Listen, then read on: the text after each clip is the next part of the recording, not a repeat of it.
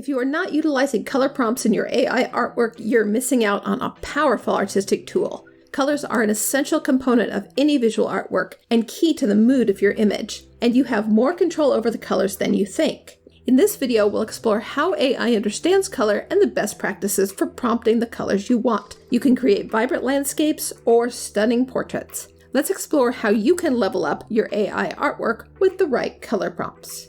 AI image generators currently don't understand hex or RGB codes. Graphic designers use these codes to target exact color hues. Number 800080 is purple, and 87CEFA is sky blue. But AI image generators are natural language tools. We don't go around talking about colors in hex codes. In an AI image generator, prompt for the color by name. Rainbows are colorful. Blues, reds, and purples in a satisfying order.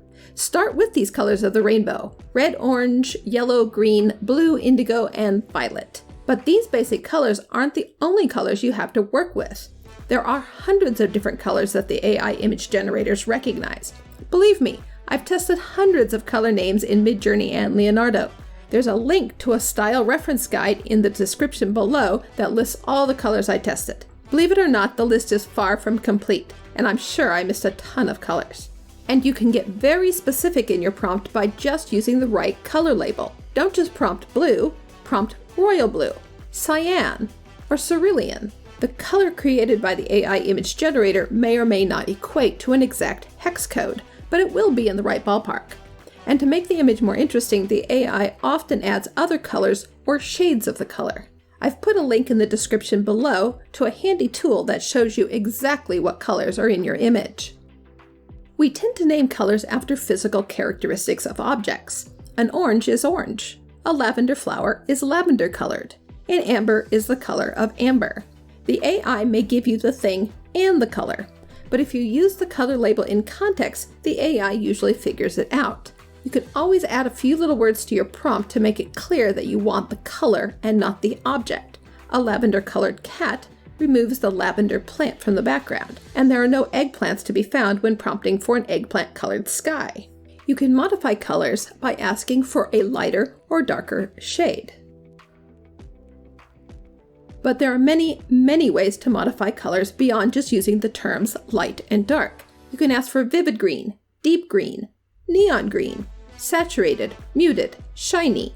The modifiers change the hue and the intensity of the color. Chances are a paint company has used the name to identify a particular hue, but even if the color doesn't officially exist, the AI is able to make it. But unlike paint colors, using color modifiers in an AI image generator also affects material, lighting, and maybe even the mood of your image. In AI, transparent green isn't just a hue, but an effect. Asking for ultra green may give you a similar hue, but a different surface effect. Glossy and opalescent green have very different surfaces. And if one color doesn't do it for you, you can ask for a mix, or a blend, or a swirl of colors.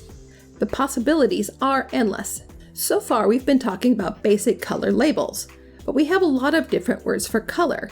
You can prompt for hue, for a tint, for a shade, or for pigments. The AI understands all sorts of natural language references to color. A range of color can be called a spectrum or a palette. Other ways you can ask for a lot of color is by asking for a colorful image or a multicolored image, a rainbow effect, or prismatic images.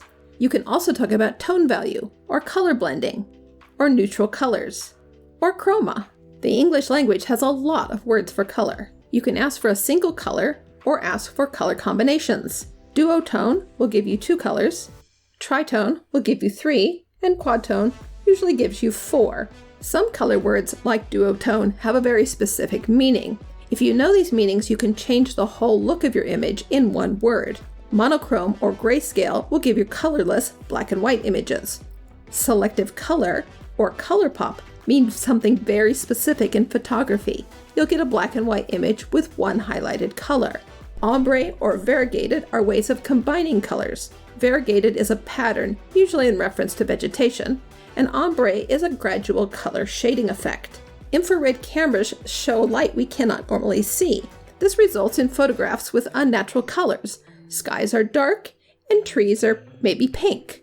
Color terms like RGB, CKMY, and Technicolor have specific definitions, but the AI seems to interpret these as generally colorful images.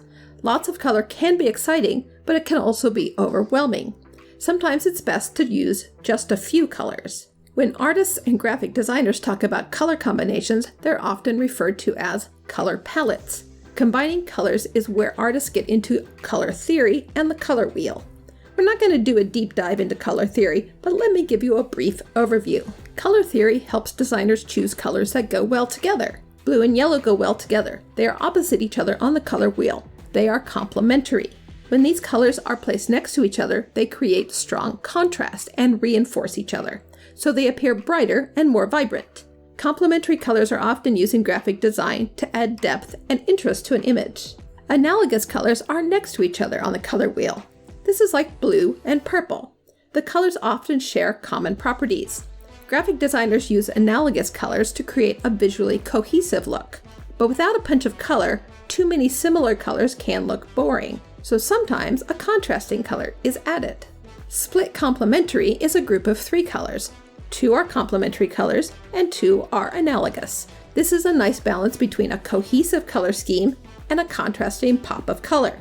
Your design is both harmonious and visually interesting. If you want to know more about color theory and to find colors that work well together, I've put a link to a handy little color calculator in the description below. Choose a color and you can easily click through which color schemes work well together. You can ask an AI image generator for complementary colors, analogous colors, or split complementary color schemes, but the AI results may not be that precise. Colors go a long way to setting the mood in your images, and if you want some color suggestions for a specific mood, just ask. Ask the AI for a happy color palette or a melancholy color palette. The AI will give you some color suggestions and you can go from there. Or you can go find images with the colors you like. You can pop the image into a color ID tool, like the color extraction tool I've put in the description below. You'll know exactly what colors make up the image.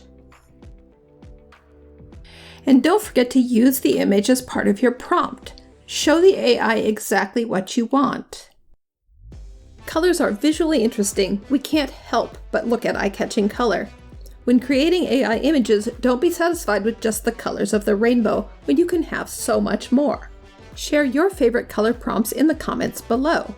If this video was helpful, remember to like the video and subscribe to the channel. This is Janet making the photo. Let's make something amazing together.